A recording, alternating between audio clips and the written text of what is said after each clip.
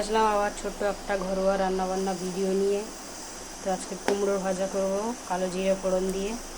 কুমড়োটা কেটে ধুয়ে নিয়েছি, এখানে পেঁয়াজটা কুচিয়ে নিয়েছি। তো চলো বেশি কথা না বলে এবার কড়াইটা বসিয়ে দিই। তো এখানে গ্যাসটা জ্বালিয়ে কড়াইটা বসিয়ে দিয়েছি। এবার কড়াইটা গরম হলে এর মধ্যে সর্ষের তেল দেবো।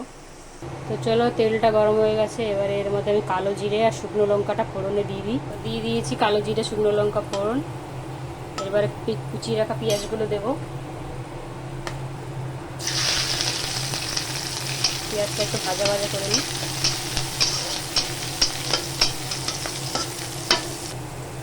তো চলো পেঁয়াজগুলো ভাজা ভাজা হয়ে গেছে, এবার এর মধ্যে কেটে রাখা কুমড়োটা দিয়ে দিই।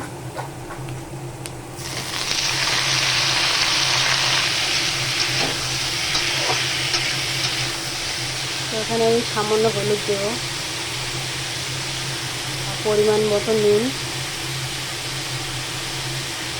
তো চলো এবার ঢাকনাটা খুলে দেখে নিই।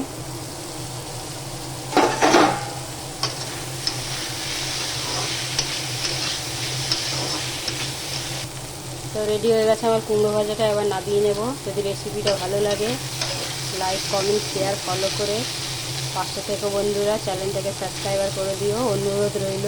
তো চলো রেডি হয়ে গেছে। আর যেসব বন্ধুরা ফেসবুক থেকে দেখবে তারা লাইক কমেন্ট করে দিও।